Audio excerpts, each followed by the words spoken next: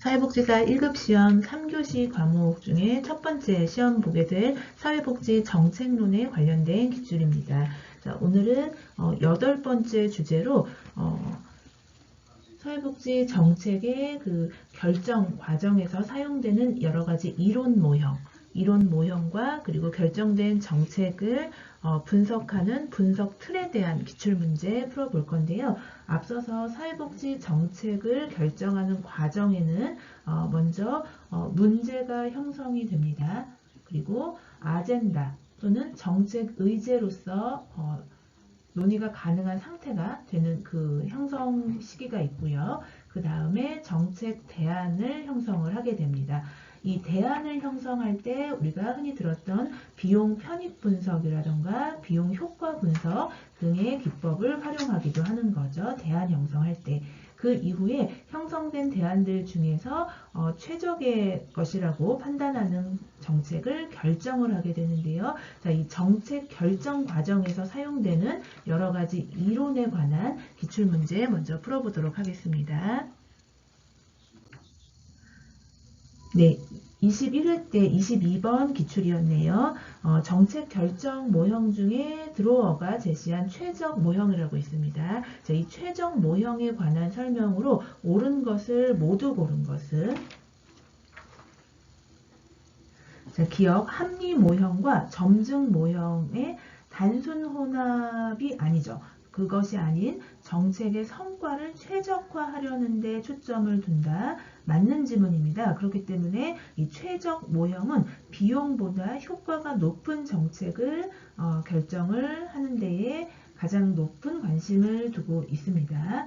그리고 최적 모형의 또 특성 중에 하나는 합리적인 요소와 초합리적인 어떤 직관이라던가 창의력 또 그 정책 결정 요소로 고려하는 질적 모형으로 볼 수 있는 게 최적 모형입니다. 기억 맞는 지문입니다. 자, 단순 혼합이 아닌 성과 최적화하려는 초점을 두는 게 최적 모형입니다. 자, 니은 합리적 요소와 또 초합리적 요소 직관이나 창의력 등도 고려 요소에 포함시키는 그래서 질적 모형이다. 맞는 지문 니은입니다. 자, 디귿 초합리성의 구체적인 달성 방법에 대한 명확한 설명은 제시되어 있지 않습니다. 자, 디귿은 옳지 않고요. 리을 정책 결정을 체계론적 시각에서 파악한다. 그렇죠. 드로어가 주장한 이 최적 모형은 체계론적 관점에서 정책 결정의 최적화에 관심을 둡니다. 체계론적 시각에서 파악 맞고요. 미음 정책 결정 과정에서 실현 가능성이 낮다는 비판도 있습니다. 더 나아가서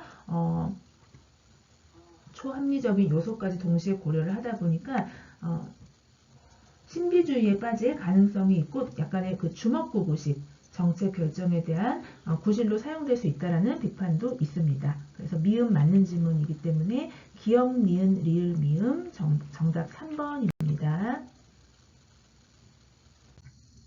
20회 때 19번 기출이었는데요. 정책 결정의 이론 모형에 관한 설명으로 옳은 것 모두 골라보겠습니다. 자, 기억 첫 번째 합리 모형입니다. 자, 이 합리 모형은 인간의 이성과 그리고 합리성을 믿고 주어진 상황에서 목표 달성을 극대화하는 최선의 정책 대안을 찾아낼 수 있다라고 보는 것 맞습니다. 이성과 합리성을 전제로 그 결정 과정을 설명하는데요. 자, 목표 달성을 극대화하는 최선의 정책 대안을 그 주어진 상황에서 찾아낼 수 있다라고 보는 겁니다. 그렇기 때문에 완전한 지식, 정보, 그리고 고도의 합리성이 존재한다라고 가정을 하는 거고요. 비용 대비해서 편익이 높은 것을 선택하는 게 합리 모형이기도 합니다.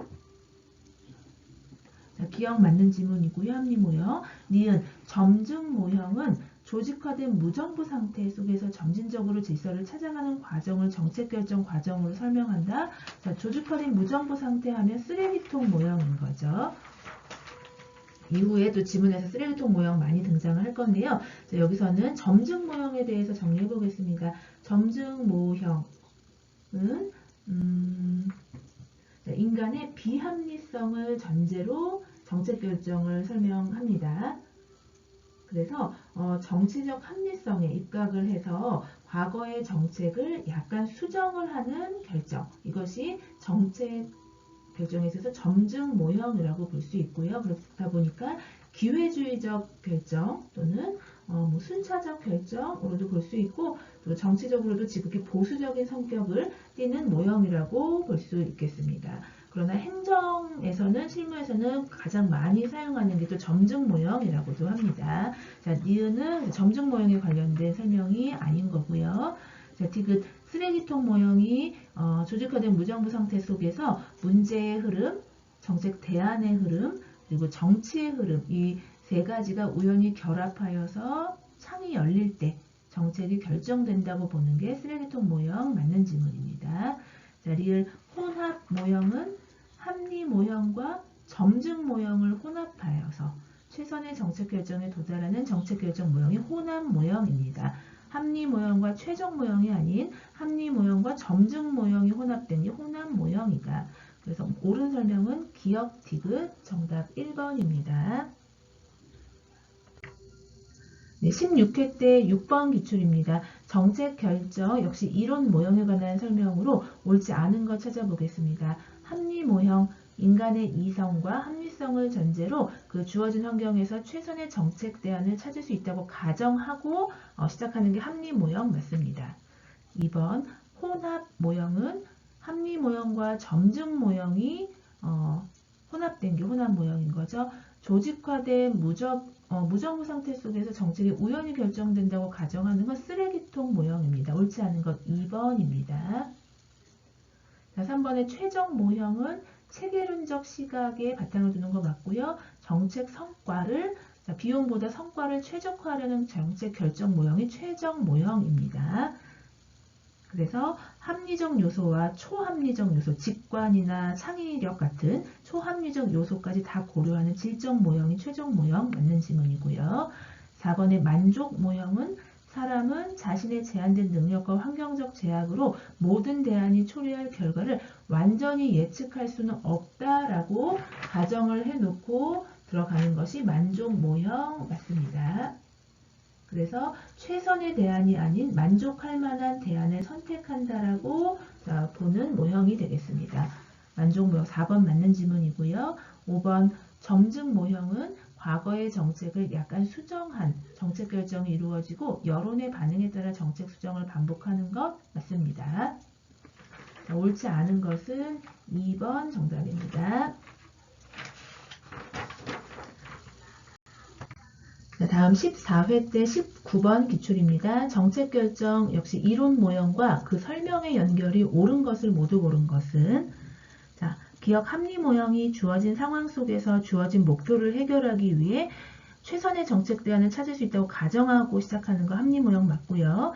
자, 만족 모형은 합리 모형보다 혁신적이고 진보적인 정책 결정이 이루어진다라고 했는데요. 자, 만족 모형은 발전 또는 진보적인 것보다는 무사안일의 정책 결정이 조장된다라는 또 비판의 의견도 있고요. 보수적 성향이 있는 것이 만족 모형입니다. 니은 맞지 않는 질문입니다. 자, 디귿 최적 모형은 체계론적 시각에서 맞고 정책 성과를 비용보다 성과를 최적화하려는 정책 결정 모형이다. 디귿 맞습니다.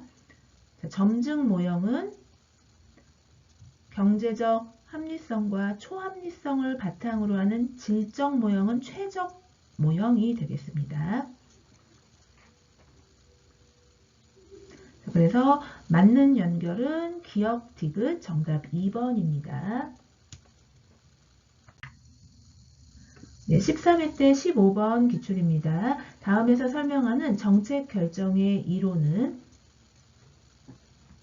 정책 결정 과정에는 정책 대안의 흐름, 문제의 흐름, 그리고 정치의 흐름, 이 세 가지 흐름이 존재한다라고 보고요. 이 정책 전문가들은 지속적으로 특정 사회 문제에 대한 정책 대안들을 연구하고 있다가, 자, 마침 정책 대안들이 정치적 흐름과 그리고 문제 흐름에 의해 정책 아젠다로 등장할 때까지 기다리는데, 이들 세 개의 흐름이 연결이 될 때, 그때 정책의 창이 열려서 정책 대안이 마련되고 그렇지 않으면 각 흐름은 다시 제각각 본래 흐름으로 돌아간다라고 보는 것, 자, 우연이라고 표현을 합니다. 자, 이것을 1번 쓰레기통 모형이 되겠습니다. 정답 1번입니다.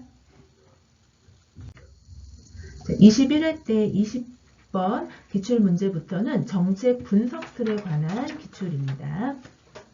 20번 사회복지 정책 분석에서 산물 분석의 한계에 관한 설명으로 옳은 것은 정책 사회복지 정책을 결정하고 집행한 이후에는 그 정책을 또 분석을 하게 되는데요. 자, 이 분석에는 틀이 존재합니다. 자, 세 가지 과정 분석, 그리고 산물 또는 산출 분석, 그리고 성과 분석이 있겠는데요. 그 중에서 두 번째 산물 분석의 한계에 관한 설명으로 옳은 것 찾아보겠습니다.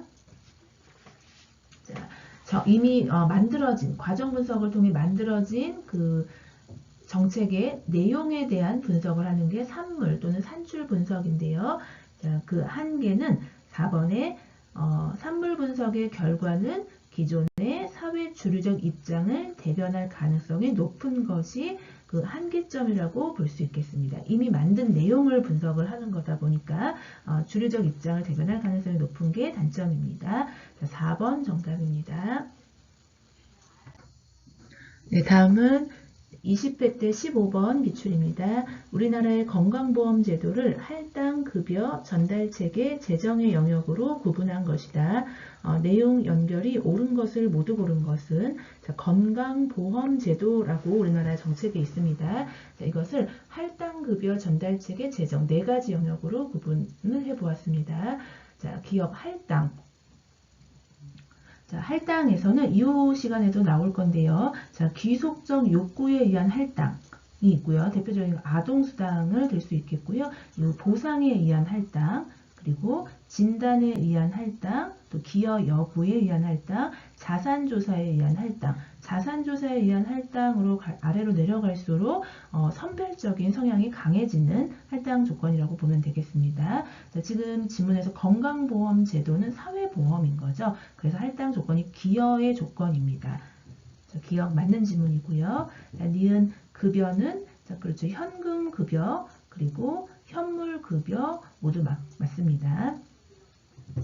대표적으로 건강보험 제도에서 의료 서비스 또는 건강검진 이런 것들 현물급여라고 볼 수 있겠습니다. 자, 디귿 전달체계는 민간 전달체계와 공공 전달체계이다. 자, 맞는데요. 이 전달체계 건강보험제도는 보험 가입자가 국민이고 그리고 보험자가 건강보험공단입니다. 그리고 각 의료기관들이 공급자에 해당이 되는 거고 그리고 건강보험 심사평가원 이렇게 네 가지 전달체계가 있겠습니다. 민간, 공공 전달체계 모두 맞습니다.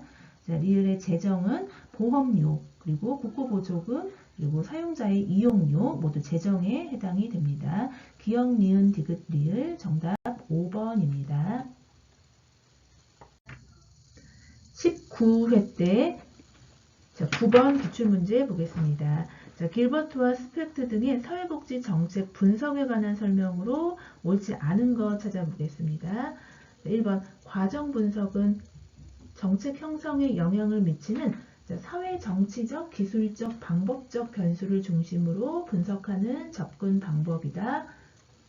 맞습니다. 정책 형성 과정에 대한 기술적, 방법적 분석이기 때문에 정치 집단 또는 이익 집단 간의 상호작용이 형성에 어떻게 영향을 미치는가를 분석하는 데 초점을 두는 것. 과정 분석 또는 영향 분석이라고도 합니다. 1번 맞는 질문이고요.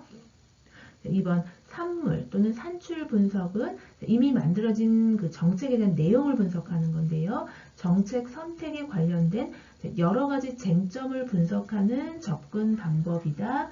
자, 맞는 질문입니다. 선택과 관련된 쟁점들 분석하는 데 초점을 두는 게 산물 분석입니다. 예를 들어서 기초연금이라는 정책과 국민연금이라는 정책의 각 대상자 선정 기준을 분석하는 것.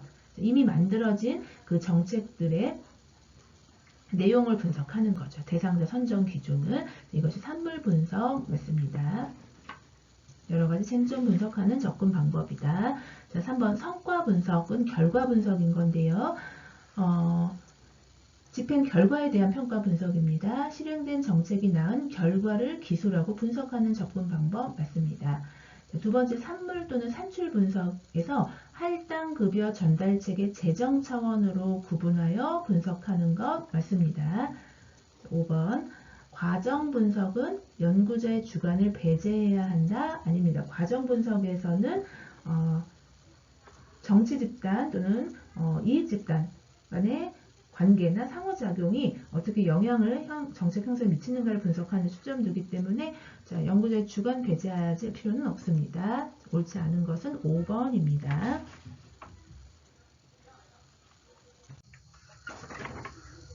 네, 18회 때 15번 기출입니다.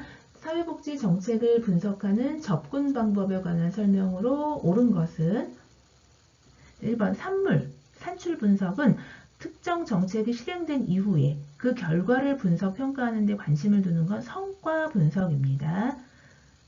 2번 산물 분석은 정책이 형성되는 사회 정치적 맥락을 고찰한다. 자, 형성 시기의 과정 분석인 거죠. 그리고 3번 성과 분석은 정책 결정이라는 정책 활동의 결과물에 대한 내용을 분석하는 것이다. 자, 결과물에 대한 내용 분석은 산물 분석인 거죠. 그러니까 성과 분석은 결과에 대한 평가를 분석하는 거죠. 그러니까 내용 분석하는 건 산물 분석이 되겠고요.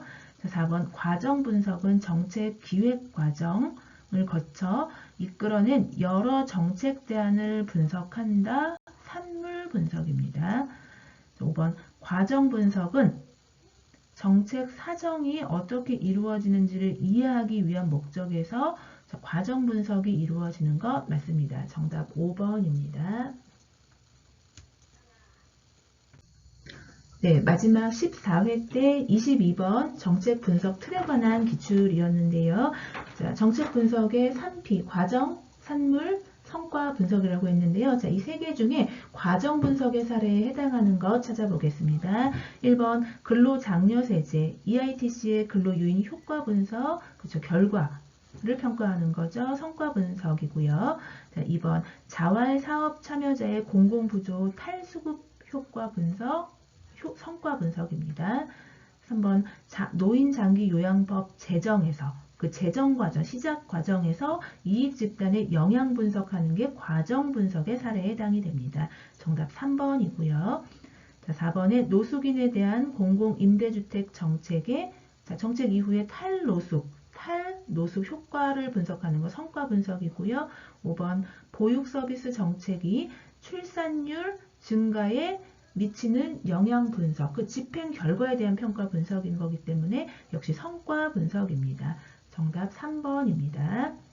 이렇게 해서 정책 결정의 그 이론 모형과 그리고 결정된 정책의 분석 틀에 관한 기출문제 풀어보았고요. 앞선 기출에서 길버트와 스펙트가 제시한 정책 분석 틀에 있어서 이 산물 분석은 할당, 급여, 전달체계, 재정 차원 네 가지로 구분한다라고 제시가 되었었는데요. 자, 이 할당, 급여, 전달체계, 재정 차원 네 가지에 대한 분석들에 대한 기출문제 다음 시간에 이어서 풀도록 하겠습니다. 감사합니다.